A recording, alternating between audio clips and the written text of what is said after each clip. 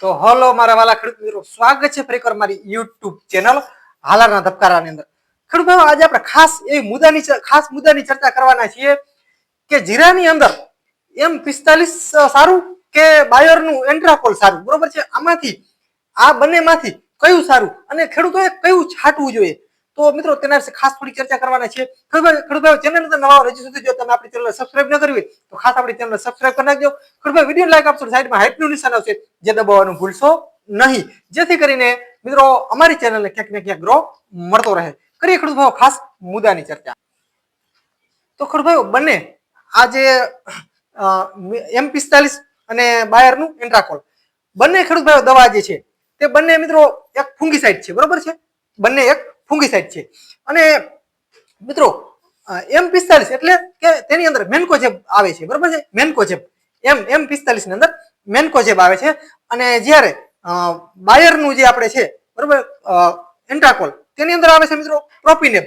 બંનેની અંદર બે અલગ અલગ છે, પણ કામ બંનેનું એક છે. આપણે જીરા હોય કે કોઈ પણ જાતના ફળ ફ્રૂટ હોય તેની અંદર મિત્રો આનો વધારે ઉપયોગ થતો હોય છે.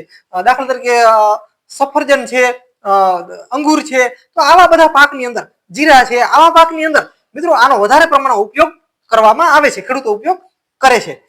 હવે ખેડૂત ભાઈઓ, બીજું ખાસ એ જણાવી દઈ, હવે જે મેન્કોજેબ જે છે, જે આપણે જે M45 છે, M45 જે આવે છે તેની અંદર મિત્રો મેન્કોજેબ 75% આવે છે. કેટલું? મેન્કોજેબ 75% આવે છે. જ્યારે બાયરનો એન્ટ્રાકોલ છે તેની અંદર મિત્રો જો તેની વાત કરીએ તો પ્રોપિનેબ 70% આવે છે, ઓલું 75% આવે છે. 75% WP અને આમાં આવે છે એન્ટ્રાકોલમાં 70% WP. એટલે ટકાવારીમાં થોડો ઘણો ડિફરન્સ છે, બહુ ઝાઝો નથી. તો ખેડૂત ભાઈઓ, આ હતું મેન્કોજેબ અને બાયરનું. હવે ખેડૂત ભાઈઓ, બીજી એક મુદ્દાની વાત આપણે એ કરીએ. ખેડૂત ભાઈઓ, બંને એકરમાં ટૂંકમાં બંનેનું કામ સેમ છે, બરોબર છે? બંને વસ્તુ એકરમાં મિત્રો એક એકરે બંને 500 ગ્રામ જેટલું કંપનીની ભલામણ છે મિત્રો. આ અત્યારના ડેટા નથી, આગલા ડેટા છે. કંપનીની ભલામણ છે કે બંને જે છે તે એક એકરની અંદર 500 ગ્રામમાં છંટકાવ કરવો જોઈએ. દરેક ખેડૂતો અલગ છંટકાવ કરતા હોય છે. અમુક ખેડૂતો વધારે પ્રમાણમાં નાખતા હોય છે, અમુક ખેડૂતો અમુક જગ્યાએ ઓછા પ્રમાણમાં તેનો ઉપયોગ કરતા હોય છે, જે એક એકરની અંદર. ખેડૂત ભાઈઓ, આપણે જે મેન્કોજેબ જે છે M45 તેની અંદર મિત્રો ઝીંક જે છે તે મિત્રો 2.5% આવે છે.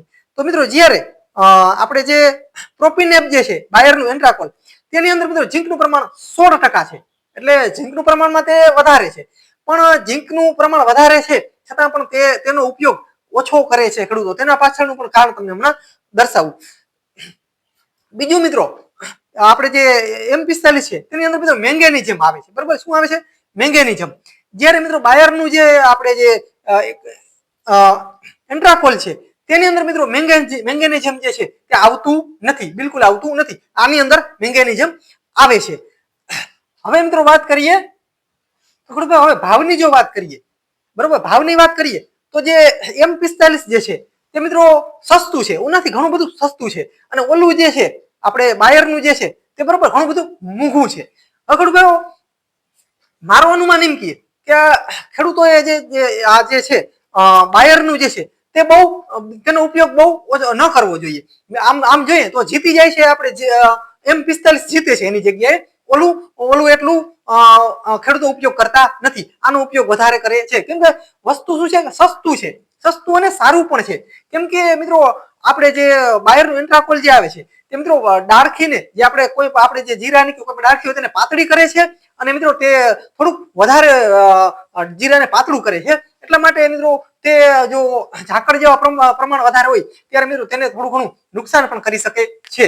પણ તેની સામે જે આ M45 જે છે તે મિત્રો ફાયદો કરે છે અને તત્વો તેની અંદર બે વધારે છે. એટલા માટે તે સસ્તું અને સારું છે. એટલા માટે ખેડૂતો જે M45 જે છે તે વાપરવું જોઈએ, તે સારું છે.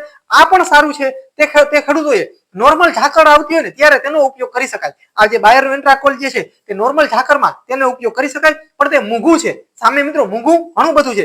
હવે ભાવની જો વાત કરીએ ને તો M45 જે છે ને તે મિત્રો તમને કદાચ 500-600 આસપાસ મળી જશે. ફાઇનલ ભાવની મને ખબર નથી, આની આસપાસ કદાચ તમને મળી જશે.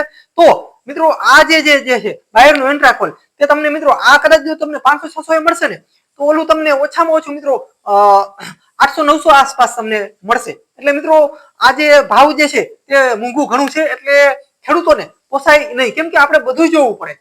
ફાયદો પણ છે એવું નથી કે ફાયદો નહીં, ફાયદો બંનેમાં છે એવું નથી. કંપની એમને નથી બનાવી, બરાબર છે, બાયરનું કંપની છે, કંપની સારી છે બાયરની, પણ ખેડૂતો તેનો ઉપયોગ ઓછો કરે છે. બાયરની જગ્યાએ બાયરનું જે આપણે એન્ટ્રાકોલ જે છે તેની જગ્યાએ મિત્રો જે M45 જે છે તે સારું છે, ખેડૂતો માટે ઉપયોગી છે. અને તેની અંદર મિત્રો તે આગળના સમયે વધારે ધાકરના પ્રમાણમાં ખેડૂતો આ જ હંમેશા વધારે વાપરે છે.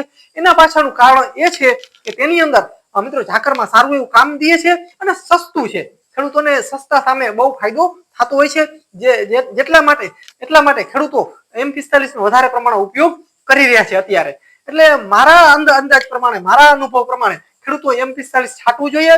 તેનું પ્રમાણ જો તમારી શરૂઆત હોય, આપણે શરૂઆતનો પહેલો ડોઝ મારતા હોય ત્યારે M45 નું પ્રમાણ જે છે તે ઓછું રાખવાનું, પછી તમે વધારી શકો છો, તેમાં કોઈ પ્રોબ્લેમ આવતો નથી.